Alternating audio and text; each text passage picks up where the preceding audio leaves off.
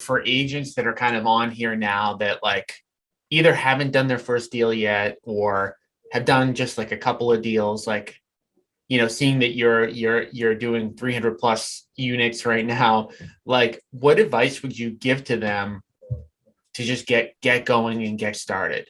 Yeah, I've pulled this many times. The reason why people do not invest is because they either think they don't have enough money, so financing, or they just don't know how, the education.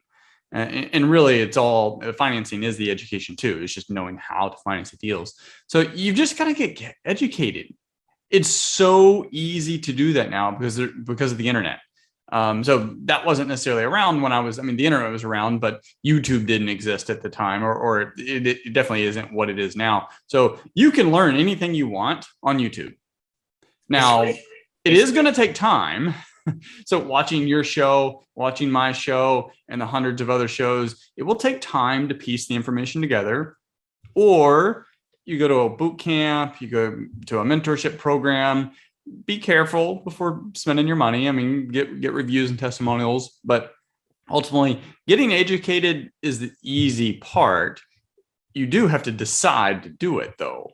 The financing is easy. There are hard money companies everywhere that will fund near and up to 100% of a deal that makes sense. So the financing is the easy part. Once you actually get educated, then you can get private lenders. I mean, we've used well over $18 million in private lender funds, folks just like you that have money in a retirement account or whatever, and they just want to earn a good rate. So they're happy to fund us on our deals. And then networking with other folks. Real estate agents are the center of their community. So they have a wealth of information and resources that they can provide investors in exchange for education. So just be a part of your network, grow that network, start talking with other investors and figure out how you can add value to them, to their business or whatever it is that they need. And in exchange, you could potentially walk through a deal with them and see how that deal transpires. How did they get the deal? How did they negotiate it? Did they send a mailer? Was it a Google ad, or how did they finance it? How are they rehabbing it? How are they finding the contractors? It's just networking. Absolutely.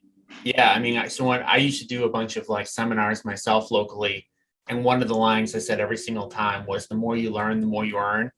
And it's 100% true.